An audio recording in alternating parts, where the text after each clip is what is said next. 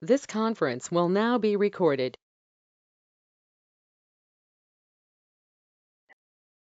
Good morning, everybody. Going to get started here today. CABAA Safety Committee is so happy to have you all for another webinar. Today, we will be presenting Kris Cannon. He's the president and founder of Aviation Secure. Kris stands out as a highly experienced aviation security consultant, accomplished speaker, presenter, and corporate pilot. And rather than doing my typical spiel in the beginning, we're going to head straight to Aviation Secure's introduction video to get everyone pumped up and ready to see what Kris is going to present about today. Just a reminder, we have that chat box function on the right-hand side of your computer.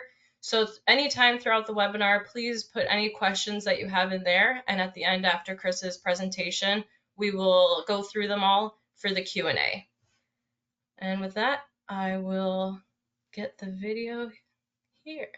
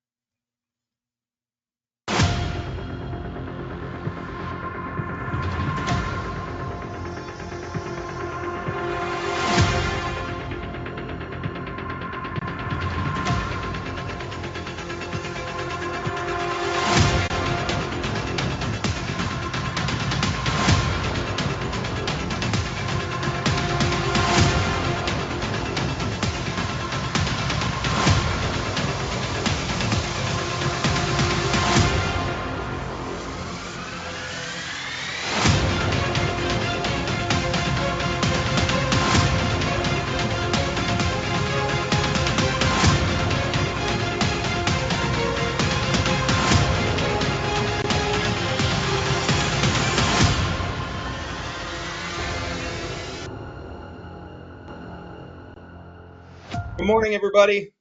Thanks, everybody, for being here. Shania, one thing I'm going to need is I'm going to need to be able to have the screen sharing mode turned on my Yep, end.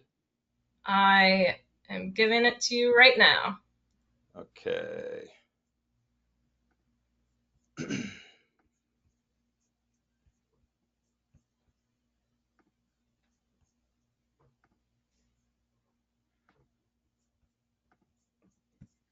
Stand by. All right, so hopefully everybody can see my screen. Can you see that okay? It looks good. Okay, great. Well, good morning. Thank you guys all, everybody, for being here. When we take the initiative to learn more about security in our business and aviation, which is a big love of mine as a corporate pilot, we start to invest in who we are, and we also invest in not only ourselves, but we're investing in our families, our flight departments, and our fellow crew members. And so I want to share today with you. We have a half an hour, and I want to make this as packed as I can.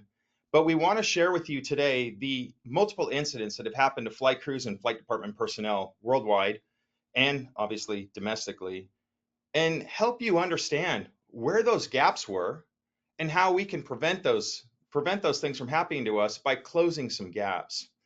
But I want to start out with this. Security in aviation is something that is, I hate to say it, but this is the way it works. It's something that's more of an afterthought. It was more of, well, something happened. Well, you should have done this or you should have done that. And here at Aviation Secure, when we train flight crews and flight departments, which we've been training for the last 20 years, we're not teaching you the do's and don'ts of aviation security. And oftentimes you'll hear some of the do's and don'ts, but they're kind of, well, if you've done it this way, this is probably not a good way to do it this way, right? That's one thing. But the real thing that we teach is a security mindset. It's helping you to have something that you can actually change your mindset. And when you change your mindset, oftentimes these gaps automatically close. And I'll get into what a security gap is with you in just a minute. And if any of you have trained with me in the past, with our company in the past, you'll understand what I'm saying. But so let's talk about security and safety for a minute. Security, the definition of security is the freedom of risk, danger, the freedom of risk and danger. The definition of safety is the freedom from the occurrence of risk, injury, and danger.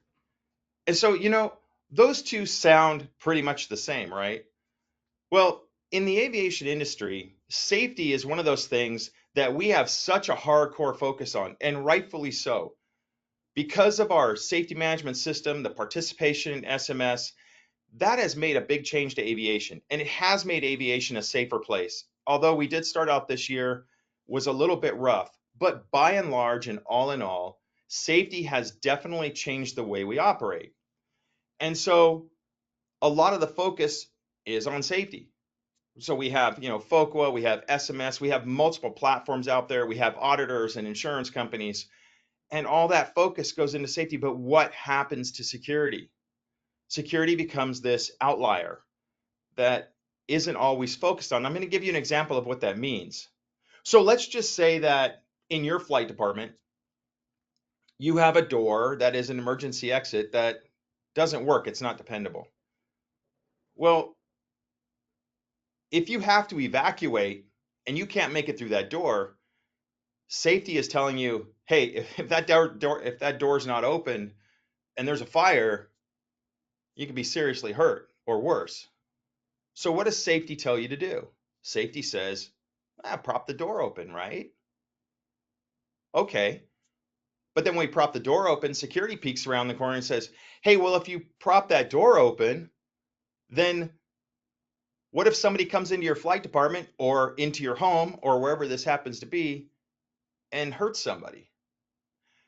So then we say, well, how do we address both? Well, we address both this way. We either hire somebody to stand by and pay attention to that door until we get it fixed, or we put an employee on that door until we get it fixed. And that way we have both checked, we have both satisfied safety and we've satisfied security effectively. So what does all this mean? What does a broken door mean to everybody listening here? This is basically an analogy of the symmetry between safety and security. And when they work together and they're functional, it creates a full package for us. So let's talk a little more about this. So let's talk about a frat, for instance. So for everybody out there that's flying airplanes, a frat, I'm sure you're familiar with this. It's a flight risk assessment tool, right? And why do we use frats? We use frats to tell us if we're safe, right? Of course we do. I'm safe between point to point. I take off out of Van Nuys, I fly to Teterboro, I file a frat. I go from Maine over to Ireland, I file a frat, right? And that tells me that I have a certain safety margin between point A and point B. Okay. But that being said, what about when my boots hit the ground in whatever country I'm in? How do I know that I'm safe? How do I know that security protocols have been implemented? And so these are the things that we talk about when it comes to security and safety working synonymously or together and creating the full package for us. So a frat doesn't address safety on the ground. And that way with that in mind, we need to do some sort of assessment, which we're going to get into. I spent the first many years of my adult life in a police car. I was a police officer in Southern California, and I had responded to mostly preventable crimes where people had left their security gaps wide open. And because those gaps were open, the criminal found the opportunity to step in and harm them. And so as we go through this, I'm going to give you some examples. We're going to go over a couple of incidents that were pretty big. So what are security gaps? Let's talk about that for a minute. Security gaps they're defined as the areas in your life where we leave ourselves open to the probability of becoming a victim, maybe due to a lack of security planning, distractions, or even the inability to recognize danger or a threat. So let's talk about that for a minute. Where do you think those could live? And where do you think something like that could live in your life, your personal life, actually right now? And let me tell you something. When we start to close the gaps in our personal life, guess what happens? We take those habits with us on the road and we hardly have to think about it because it's become a security mindset. So let's talk about this one real quick. So let's just say that here you are, it's 10 o'clock at night and you have to run out to the store. Okay. You pull into a parking lot and you can't park right in front because this parking lot has several people there. So you've got to kind of move a little ways down, right? So you get out, you pull into the parking lot, and just as you're getting ready to get out of the car, you get a text message. And maybe it's someone asking you, hey, can you pick this up or that up? Or maybe it's work, or maybe you're being told, hey, you're going to fly tomorrow. Now you're really wrapped up in whatever's on your phone, right? So as you get out of the car, you got the phone in your hand, chirp, chirp, you lock your car. And as you're walking away, you're focused on your phone, okay? You're no longer focused on the environment around you. That right there is a security gap. Criminals pounce on that. That is an area that a criminal looks at as you having a weakness. You're distracted right now, and distraction is the name of the game for a criminal. A criminal can identify you within 7 seconds to decide if you're the victim or not. And no criminal wants any victim that can identify them. So a quick hit when you're distracted is the best thing for them. A few security gaps that we've seen with crews and flight department personnel. We had a crew in the Bahamas that was roofied, 2 males that were roofied. That was a serious gap. We had a pilot stabbed in Paris. We had crews followed back to their hotel room by prostitutes in Switzerland. We've had theft of crew phones. We've had crews robbed. We've had crews raped. We've had crews assaulted. We had a crew kidnapped in Joburg. We've had people attacked by gangs in Paris, and all because of a distraction and a gap that's open. So start things to start thinking about when we hit the road, right? But how does security gaps really affect our bottom line? And one of the things that I want to go in with you today is that security changes the bottom line. Safety changes the bottom line. If you don't bend metal, it affects the bottom line. If you bend metal, it really affects the bottom line, right? You crash an airplane, bend metal. Now a company is going to be have to deal, and folks have to deal with human capital losses, incurred costs, and insurance premiums. And we have seen this already in play. Human capital is a big one. These are injuries that are sustained as a result of a security gap that's left open. And now we become the victim of some sort of security incident. And let me tell you something. When we're on the road and something happens to us because we've left ourselves open, we can never go back and fix that. We can't go back to prevent that. Now, with the information that we're going to give you and the ability for you to train and learn more about this, basically what's going to happen is it's going to help you prevent it on the front end, because looking back is the worst. If you've known anybody that's been a victim of a crime, and I have, and this was long ago, I think this is what really sparked all this. When I was a young policeman, I was robbed in Bali by Indonesian cops, but that's a story for another day. But that really changed my mentality on a lot of this. We can never go back and undo something that's happened. We can only prevent it on the front end. And these are the kind of things we start thinking about, especially when we think about our family, because our classes, the way we do things and the way we train so it actually goes across your life in a broad fashion. It touches your home life, your family life, your work life, and any time that you're on the road, when you're at your home base and so forth. So that mindset starts to settle in so much that you start doing the same thing everywhere you go because you've developed good security habits because your mindset has changed. So human capital is something that we pay attention to. Incurred costs, I'm going to give you some examples of this, and increased insurance premiums. Um, Incurred costs, well, obviously human capital, we understand that, but incurred costs are, for instance, when a crew gets affected on the road, the airplane's sitting on the ground, the principal has to get somewhere. These costs seem to mount up. And then insurance premiums, once you've had one of these incidents, your insurance premiums are subject to going up as well. So let's talk about a few areas with security gaps in aviation: pre-trip planning, hotel stays and transportation, alcohol and excursions. That's a big one. And the airport ramp, and not to mention our own security culture within our organization and the policies that we have to go by. Now, because we have 30 minutes today, and thank you, Shania, for opening up the floor for us today so I could share some of this information, we're really only going to be able to go into 2 of these. We're going to talk about airport ramp, and we're going to talk about transportation. And I might be able to touch on a couple really quick, but those are the ones that we're going to go in today. Now, I also want to, I'm going to go over this first scenario with you. And I don't know if you've heard about this or not, but this was a ramp security breach in La Crosse, Wisconsin. And before I go into this, I want to let you know that whenever I do an investigation, a deep dive into any of these scenarios that I give you, I have already done a FOIA request with the police department, which is it's a Freedom of Information Act. So in the United States, a police department has to give you, upon request, they have to give you a certain amount of information. On this particular one, I have body cams, police reports, incident reports. I've got everything. I've got all the statements and so forth. So I was able to put together this scenario to give you guys an understanding of what a security gap might have looked like in this particular situation.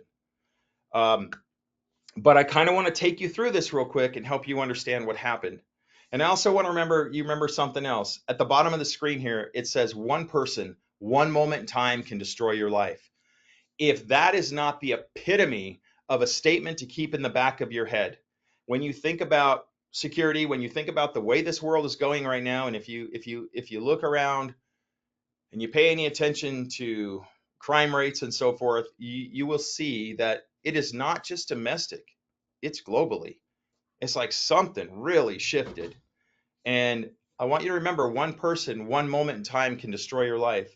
And these are the kind of things we think about before we go to bed at night and we have a downstairs room and we leave that window open at night to get some fresh air through.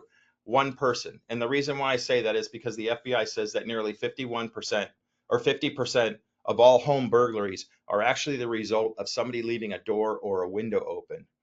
That one moment in time where somebody comes by and steps in your window and harms you or your family, that's an end game right there. And you can never go back to fix that. And so we apply that not only at home, but we also apply that on the road. If I have a gap left open, that one person, that one moment in time can step into my life. Let me talk to you about this incident real quick. So if we have any pilots in here, we all know that we go to an FBO, right? And FBOs have varying levels of security. The FBOs that we've seen often have, sometimes they have inexperienced people working there. Sometimes there's experienced people working there. Sometimes you feel like they're engaged with you when you come in, and sometimes you feel like they're disengaged. Sometimes you can walk in and walk right through the door, even though there's a guard there and nobody asks you a question. And then sometimes you go to walk out and like, hey, we need a tail number. Who are you? Those are good ones, right? Those are strong. But in this particular case, here's a guy that walks into the FBO. And I'll tell you something else. In aviation, isn't it so true that everything goes well during the day until crazy shows up, right? And when crazy shows up in our life, that's when everything seems to go downhill. And that's when we come to find out and say to ourselves, I wasn't ready for this. I've never thought of this. I'm not prepared for this. How do I deal with this? What do I do? Right? So here's a guy that walks into this FBO in La Crosse, Wisconsin. And he walks up to the counter. And he talks to the girl at the counter. And he has a bouquet of flowers in his hand. Okay. He wants to trade her flowers for Jolly Rancher candies that are sitting on her counter. Okay, first of all, anybody that's been in aviation for a minute in an FBO would probably say, "Hey, no, you can have them. They're complimentary." So he sweet talks this girl, lays the flowers on the counter, swaps it out for the candy, and she says, "How can I help you?" And he says, "Well, I'm with that airplane outside," which happened to be a Gulfstream. I think it was a 550, or 500 or 550. And he walks outside. Now you've got three crew members in the airplane. One of them sees him come outside, from what I understand. And before I go into this too much further, I am not judging the crew in this at all. They did a fabulous job protecting each other and looking out for each other.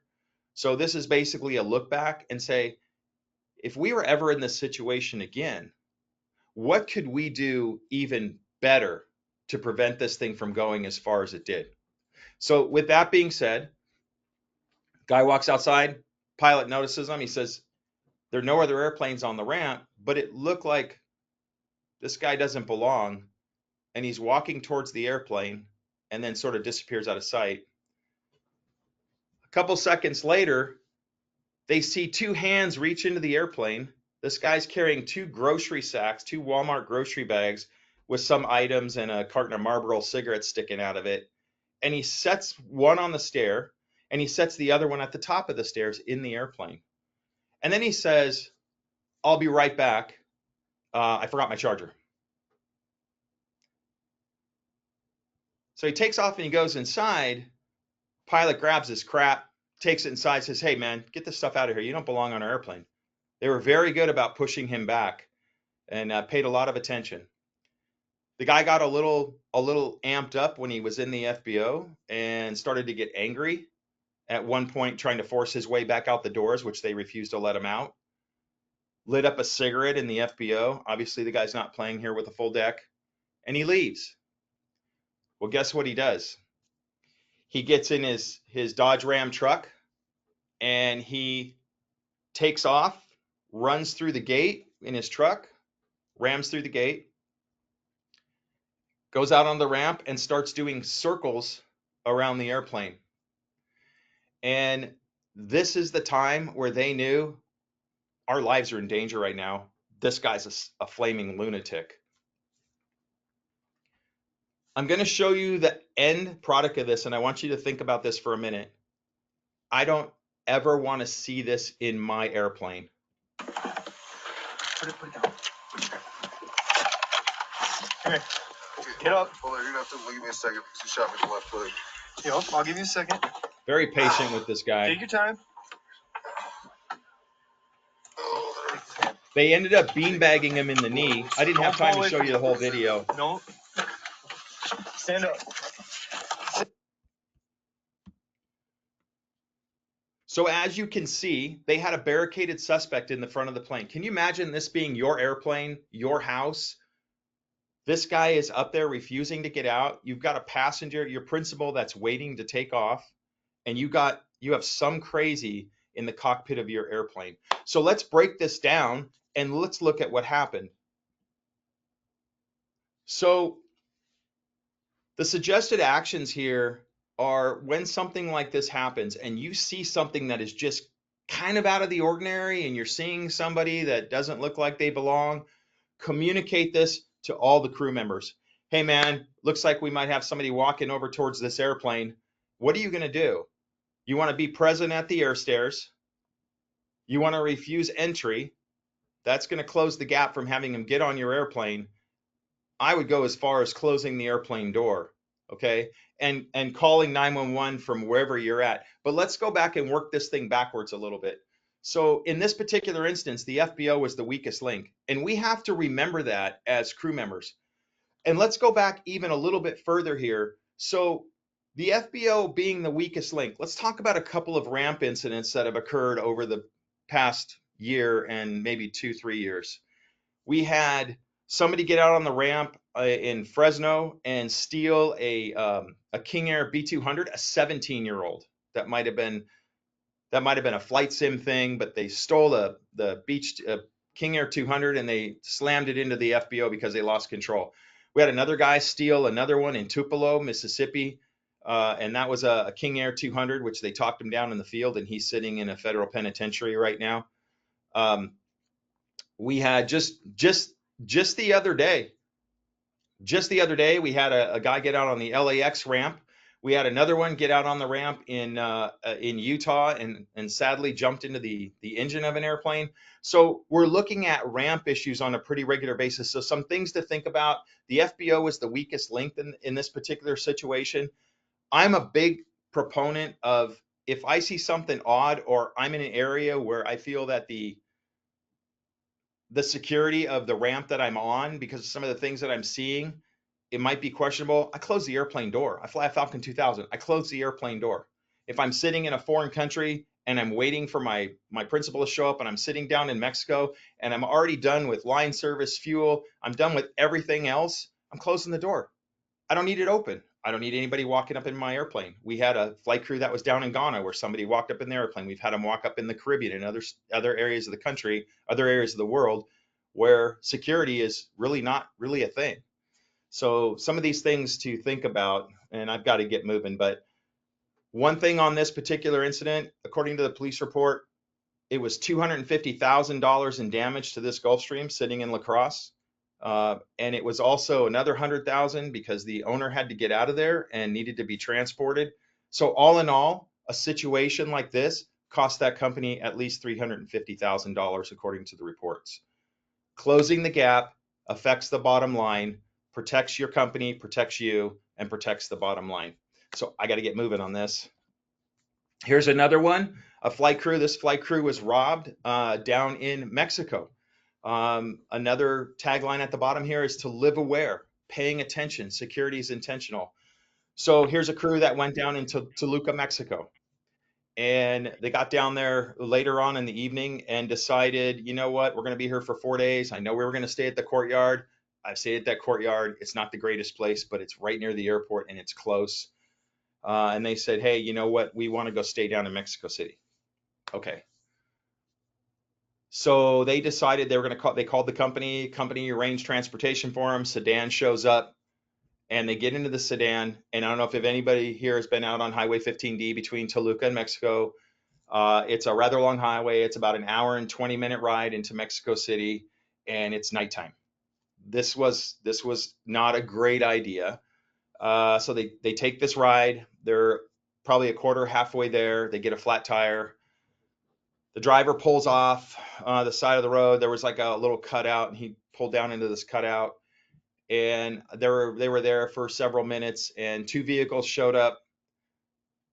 One vehicle pulled in front, the other one pulled in back. The crew said at that time they thought they were going to be kidnapped, robbed, or killed. And all three people got out of the car. The driver of their car, the driver in the front, the driver in the back got out. They opened up the trunk. They literally changed the tire. They all got back in their cars. And their sedan driver said, oh my gosh, I can't believe it. You know, basically in broken English, of course. They changed the tire. So nice, right? And the crew in the back, the crew of three, just went, whew. And they went on their way. And when they got to where they were going, they got out of the car in front of the hotel. Driver popped the trunk to get their stuff out. Everything was gone. Everything out of the back of the car was gone. So here's the security gap on this one, which you probably already know. Taking Highway 15D at night, not a real good idea. Reevaluate your plans. Think about what you're doing before you do it. There's a couple gaps here. So that reevaluation of their plans would have helped them to say, hey, wait a second, let's not do this at night. Let's do it in the morning. Let's close that gap a little bit more, okay? So travel during daylight hours. All their stuff they had was in the back. I think the only thing the crew had with them were their cell phones. And I think the flight attendant had her purse with her. That one I can't remember for sure.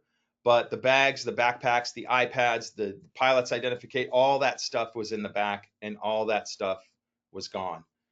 I would say to you, anytime that you take a ride and you need to keep the things with you that you're going to need, your passport, your driver's license, your medical, your pilot certificate, any medications or whatever that you have to have those with you in the car. And a good way to stash that stuff, if you have to, is maybe stick it in the seat back pocket, slide it between the seat, maybe under the driver's seat or the passenger seat. So if you do get stopped and they are demanding things of you, you can only give them what you have. Keep a couple of USD dollars in a fake wallet, keep that in your pocket, and put the other stuff in different areas in the car. This is closing a security gap. So you have the gap here, you reevaluate your plans, you go daylight hours, keep the essentials with you, conceal your valuables, and you close that gap. You don't lose your stuff. Had they closed those gaps, those things would not have been taken away from them. Sorry, I'm kind of rushing a little bit because we got to push through this, but I'm giving you as much information as I can. Pre-trip planning, just going to go through this really quick. Pre-trip planning is extremely important. Make sure that you're doing risk assessments. Make sure that you have a contingency plan if something's going to go wrong on the road, and being able to communicate with your company appropriately. this particular thing is very important. I'd like to give you more information on this, and I can do that if you want to contact me when you're finished. Hotel security. We've had a lot of issues in hotels. This is a reenactment, but we had a lot of issues in hotels. Lobby check-in. Don't leave each other in the lobby. Check in as a team, and I always suggest that male crew members walk female crew members at least to their room to make sure they get there safely. We've had people assaulted in hallways and elevators, and a lot of these things. I wanted to tell you something too. That a lot of the things that I tell you, you may not hear, but a lot of the things that we have, a lot of the incidents that we have information on, these come from the companies that we've been training for many years. And we have had the opportunity to sit in executive conference rooms and speak with pilots and managers. And they have been very open with us about what has happened because they don't want anything else to happen to somebody else. And so whenever we get information about an incident, we're very quick to scrub all the detail, meaning, the company, the names, the airplane they were flying, and so forth, if it can be identified, and share it with the rest of our community in order to help you, and protect you and your flight department and so forth. So lobby check-in, make sure that you're checking in together. Your room security. I just want to give everybody this one room security tip. When you walk up to your hotel room door, before you present your card key to the door, push on the door and turn the door handle and see if it'll open. You might be unpleasantly surprised sometimes when you find that your door opens without a card key. And this is because the access control has issues. So I really want to have you remember that the next time you go to a hotel. It's like, wait, I remember what Kris said. Before I put the card key up, I'm going to push on that door and turn the door handle. And you might find that some of these doors are defective and they just pop right open. And I can give you several incidents, but I don't have time. Your interactions when you're in a hotel, be careful how much information you give to people. Be careful what you say in hotel bars. Remember that when you drink alcohol, every time you take a drink, if you look on the front of a beer bottle, I always find this kind of funny, but on the front of a beer bottle, it says 5.5% by volume, right? I've learned that means when you drink that beer, your voice goes up 5.5%. People around you can hear you when you're drinking because you seem to get louder and louder. And then you're less inhibited about what you say. And interacting with certain people can cause problems. Giving out too much information could cause problems. I'll just tell you this last quick story. A crew member in Mexico, in Tulum, she was a Canadian flight attendant. She was discussing her life with some strangers that she had met there from Canada. And so she felt very at home because they were citizens. And so they kind of talked a little bit. They were sitting in the jacuzzi. I guess they went to the bar together. She was talking with two married couples. And at the end of the night, she was tired. She said, "Hey, I'm going to go back to my room." So she gets back to her room, and about 2 o'clock in the morning, she gets a knock at her door. Well, it happens to be one of the dudes that she met down there with his wife, and he's knocking on the door. She said, "What do you want?" And he said, "Well, I just want to make sure that you're okay." She said, "I'm fine, go away." He said, "Well, my wife heard a loud noise and she wanted me to be able to see you and see what you look like, make sure you're okay." So she opened the door, he kicked the door, and he beat her within an inch of her life. This is what she looked like beforehand. This is what she looked like when she was finished. She lost her vision in one of her eyes. I think she's recovered now, but it was a pretty bad ordeal. I do want to tell you, though, in your hotel room, please engage your locking mechanisms. Pay attention. Put additional locking mechanisms on your door. If you want more information on that, reach out to me. I'm going to give you my email address here. And then if you would like to do our aviation security and awareness training for flight crews and flight departments, our online training, anybody that's on this call, if you mention CABAA, I'll give you a 15% discount on our training for the online training portion. So if you'd like to do that, let me know. It's about a 2 hour and 15-minute class, and it's done really well. We get a lot of great reviews on it. So with that, if you have any questions, please let me know. That And is I'll awesome, share my Kris. screen. I wish I could go into it a lot more with y'all, but that's a good way to seed the ground. No, I know it's difficult. There's so much information there. So I think just also our group understanding that the resources there for them to bring into their departments. Thank you so much for the discount code too. You're welcome. That's a huge help to a lot of especially small departments. And yeah, thinking about more than just the airplane, but also getting back to our hotels and everything like that on the road. I've experienced, stuff on the road that makes you uneasy, and I'm sure everybody has. We have had a few questions come in. So the first one I'm going Sure. to start off with is we've seen such an uptick in like environmental activists and vandalism to the aircraft when we're away from the airplane. Is there anything we can do to help with the security of the plane when we're not there? Well, okay, so the ones that we have seen, especially the one most recently, was somebody had taken a grinder and they cut open a fence. Hmm. Whenever I park the airplane, when you can, hangar it. Okay, that's the first thing, right? Hangar the airplane. The second to that is you can't you're not going to get something unless you ask for it. So I might say when I'm at an FBO in Europe, can you park the airplane on the other side, away from the roadway, away from this perimeter where there's all this vehicle traffic, right? Depending on where you are. Parking it more in the middle than versus on the peripheral ends is safer. There are companies out there that have cameras, but I mean, you don't really need them because these people are filming themselves. It's great to have cameras on the airplane to where you're getting notified, but by the time you get notified, it's already too late. The airplanes are being damaged. So I would just say being more proactive about where you park the airplane and trying to hangar the airplane. Yeah, no, that makes a lot of sense. And unfortunately, there's only so much we can do. Right.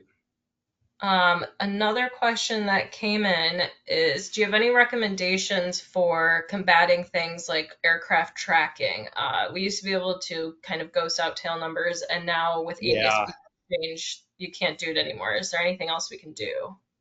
Well, I'm on the Aviation Security Council for the NBAA Security Council. I've been on there for about 13 years, and we had worked on that bar program to help limit the information that was going out. And with the dawn of ADSB, it's definitely a problem.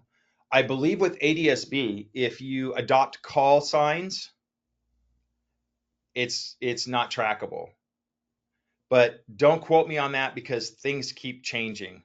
But that's a great question. It is real time tracking now, and we had a case of a principal over in Europe that somebody ended up knowing they were coming, they were tracking, they were testing, they put a Apple AirTag on the car after they tracked the airplane going over there.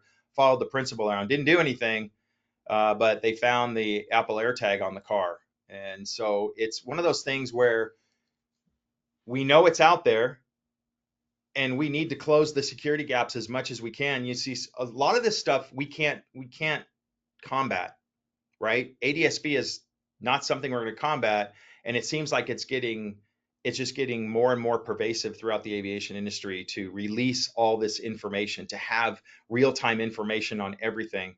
That's why closing the security gaps are so vitally important, because just because somebody knows you and where you live and where you park your car doesn't necessarily mean they can get into your home when you close the security gaps. Does that make sense? So that's why this whole security mindset that I speak about is so important when you overlay it over all of the concerns. It's like, okay, well, we have this, but I'm going to close this gap. All right, well, there's this guy that's been burglarizing homes, but I'm going to close this gap. Or this crazy person made it on the ramp. Well, next time I'm going to close this gap. I'm just going to close my door. Nobody can get in my airplane if I close my door. Now, out of curiosity, how did they discover the AirTag was on the car? That it was an inspection that, trying to remember this, I'm trying to remember this one. It was when you go, there's some certain checkpoints that you go through at this particular airport, and when they put the, I think it was when they put the mirror under the car, they saw an Apple AirTag under there, and that Okay. AirTag obviously was activated by somebody. They got an ID on the tag. It showed up on the phone, and but it's a really close call. So all they could really assume is, crap, somebody's been following us, and maybe it was a dry run. Yeah. Sometimes criminals do dry runs to make sure that what they're doing is actually effective. So Also, by the way, when it comes to Apple AirTags, now I'm not an expert on AirTags, but I have done my research on them. You can find out if there's an AirTag anywhere near you because Apple has built this safety feature in. You turn on your phone, turn on your Bluetooth, and if it picks up an AirTag, you'll see that AirTag on your phone. If you see something odd on your phone that comes up on Bluetooth, that could be an AirTag, and you have the option you can turn that off. So just something to think about. That's a good awareness too, because I know personally my husband puts an AirTag on everything, like dog collars and everything. So I constantly get the alert for it and a bit of Right. complacency. You know, you're not clicking on it every time, but then who Right. knows, you could be exposed to another one that you're not familiar with. So to check it Exactly. is very Exactly. important. Hmm. Another question we had come in, a big topic that's been going on lately is food tampering. Ah, yeah. Hmm. Catering. I know my department personally, there's a lot of talk about tamper seals on things when we get the catering, but we also get coffee and ice from FBOs. Is there anything we can be doing to increase the safety of the things we're bringing on board by line service that we would expect? So one of the things that I like to do, the airplane I was flying a pretty notable principal when it comes to the business that he was running. And so we would oftentimes ask the catering company to just write a word, or sometimes we used a color, or we just use XX 555 or whatever, because we knew that was going to be ours. And so when we get there to pick up the catering, nobody there knows what that catering's for, but we call ahead of time and say, hey, you're going to get a catering order. It's not going to have a tail number on it. That's going to be ours. And so we'll have the catering company send it to where they don't know who they're really sending it to, what airplane that it's actually going to. So you can do that. When it comes to coffee, ice, and papers, I would tell you, some FBOs like Atlantic and Teterboro, they're kind of cool with you going back and doing your own thing if you wanted to, because they always have their hands full. But not all FBOs will do that. I would just say that if you can and you're concerned about that, to be present while they're doing things. Um, Oftentimes, the line shack exit door is out. I mean, you can walk outside and look into the line shack where they're doing all this stuff, but to be present as much as you can, or help yourself, I or do like that or catering idea. say that again. The catering idea is really great too, just to Yeah, have it not under a tail number. yeah. We've had cases. I have a flight attendant that I worked with that she was in the Gulf, and she had catering that was tampered with. People got sick on the airplane, but it never made it to the principal. But people around him were getting sick, and that was because of the catering. And so I would say to everybody that's bringing catering on board your airplane, double check it. Obviously, make sure it's there. Make sure it's packaged. If you're looking at it, like always make sure that I'm just putting myself in the position like when I get oodles of catering. You get this one principal that you're going to fly for 4 hours, and they've got $8,000 worth of catering. At the end of the day, you're going, all right, I got a meal for tonight, right? But you get all this catering and there's so much of it, and then the catering shows up 10 minutes before the principal gets there, at least you think, and you pull all the catering, and all of a sudden, hey, your principal's in the lobby waiting for you. Like, oh man, tell him he's got to wait a second, because security needs to take a priority. Just like your pre-flight, you never rush your pre-flight, you never rush your catering inspection either. Open up the box, make sure everything looks normal for the most part. I'm not saying you gotta, like, because everything's usually cellophane covered, right? So at least taking a visual look at it to make sure that nothing's wrong with it, and following your protocols and changing the label on the box. Yeah, that's all good stuff to think about. Hmm. Um, this is kind of going back to the tracking of tail numbers, and this is something I'm Okay. admittedly not super familiar with, but it's Okay. the question is, does the PIA service hex recording work overseas? And in your opinion, is it worth the effort? Wait, say that question again. I'm sorry. Hex recording, I believe it has to do with changing the tail number, um, so it's not identifiable. Oh, yeah. Okay. So, yeah, no, I have heard of that. if you can get a call sign, call signs aren't that difficult to get. Mm-mm. But if you can get a call sign for your airplane, I'm pretty sure that helps to fix the problem. I would definitely look into that than going through a lot of the minutia. But I have heard of that. Um, I think you can get that on the FAA website, and you can learn a little bit about that there. I don't have any experience doing that. Most of the folks that we work with now have call signs, Mhm. so I think I would look into that. That's a pretty streamlined process with the FAA. Okay, so that's probably the first stepping I point. would start.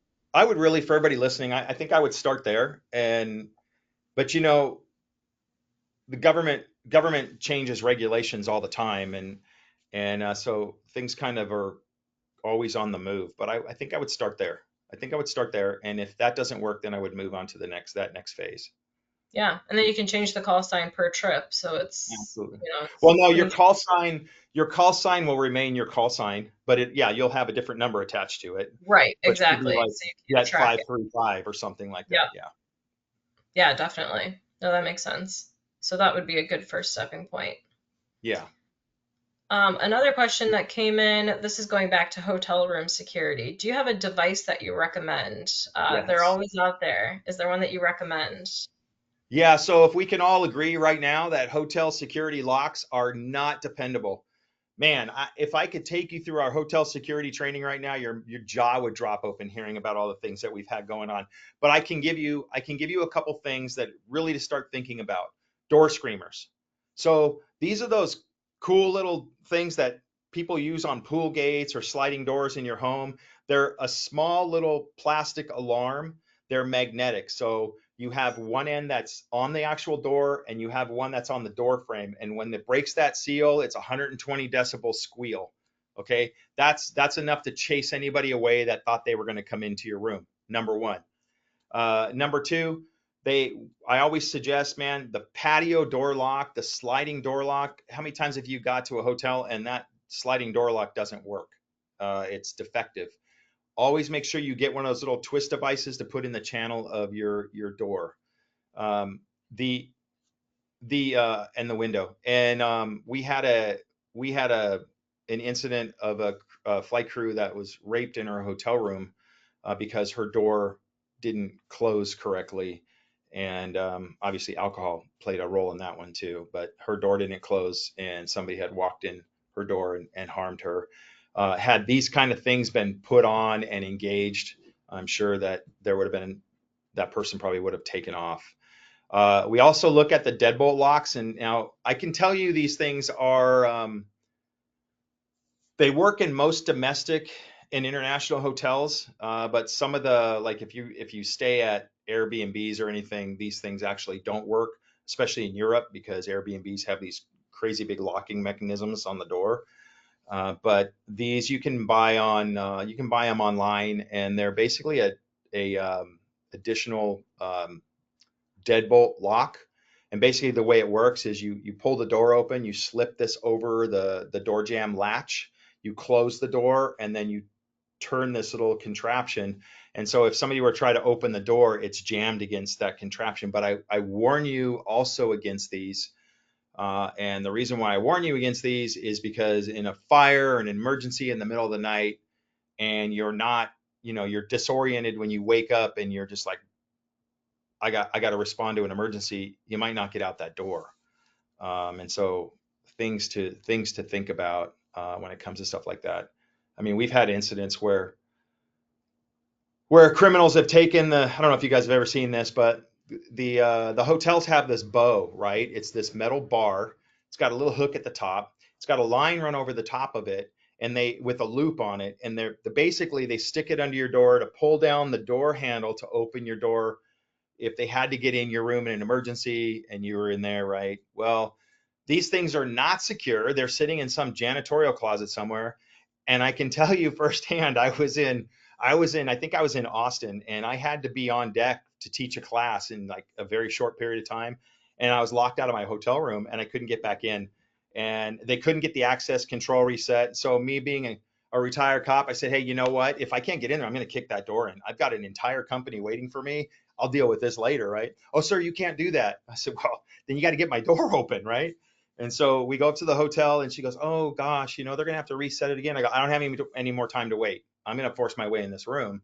And she goes, wait, I have something for you. So she goes to an unsecured janitorial closet and she pulls out this bow, the ridiculous thing. And she goes, here, you stick this under your door and you grab the door handle. You can pull the door open. I go, what? Are you serious right now? I'm in a shirt and tie. Okay. And she goes, she tried to do it. She goes, oh, I don't know how to do this, but maybe you could try. So there's a room next to me under construction. So I thought, well, I'm going to practice on that one, right? So I can kind of see where this thing goes because the door was open. And then I'm laying on my floor, literally laying on the floor across the hallway in this hotel, and I'm working on. People are stepping over me and walking around me, not paying any attention, and I let myself in. And we've seen people break into hotel rooms with these things too. So that's a really good question. I have a lot more of that information in our training, and I would highly suggest you take a look at it. Yeah, and considering Amazon and stuff nowadays, I'm sure anybody can order those tools and be there in a day. Well, yeah, but you also you understand the need here about closing our gaps. If you've noticed, I don't know where you live, but if you notice, there's no accountability for crime anymore. So it's like people are more empowered and more brazen to do things that maybe they wouldn't have done. We just had this report up in San Jose of a couple trying to get into a single female's room using that bow, and she's filming it. I don't know if you saw this, but she's actually filming it, and you're just thinking. And they said, "Oh, we thought you were somebody. It was somebody else's room. Oh, great. So where did you get this thing? Right? They got it out of an unlocked janitorial closet.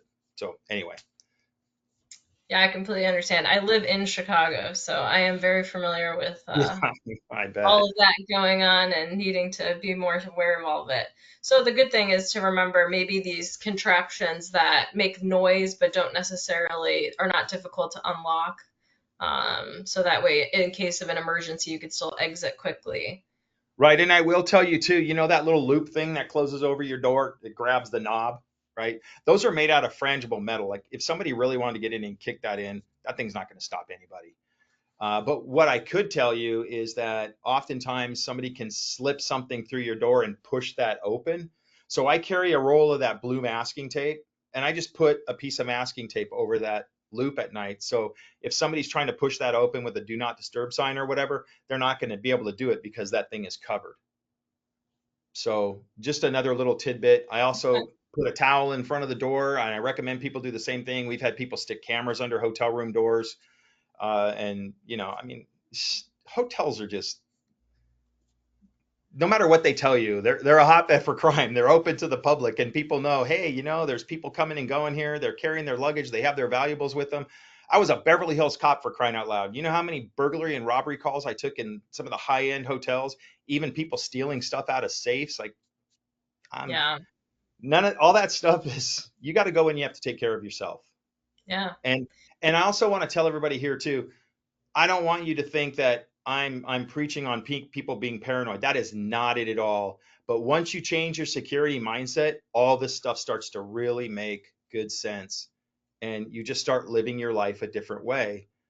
And so you're basically always in what we call in the now. I'm in the now. I'm aware of what's going on around me. I'm aware of the security gaps that exist here. I'm just going to change. I'm just going to change the way I do a few things, and I'm going to bring my level of security up. And it doesn't take that much work, but at least you won't have to go, oh man, I left myself wide open for that. I wish I would have, darn it, I wish I would have done that. I knew I should have done that. I always hear that. I knew that was going to happen. What? You knew that was going to happen? yeah. So, Complacency. Yeah, we get comfortable with it. Now, thinking about the international travels and how maybe you have different risks associated, is there somewhere to look before you go somewhere as where, this is more of a risk threat here than maybe in the US? Is there a resource or anything that you can send people to prepare for risks in Mexico versus risks in Ghana, yeah. changing areas? So this is where I would say to you, we were doing security briefs for a while, but get a solid security briefing. And I also wanted to go into this too, so I'm glad you asked that question. Security briefings, right? We get them, but oftentimes what happens, and I hear this from other crew members, oh yeah, I've already seen that a million times. Oh yeah, that's just canned, right? What a security briefing does is it preloads your mind to think differently while you're on the road. So what if it's canned? So what if you hear about pickpockets and assaults on tourists, or you hear about, in one of our crew members' cases, motorcycle robberies down in Bogota? So what if you've heard it before? What it does is it preloads your mind before you go. And there's some good resources out there,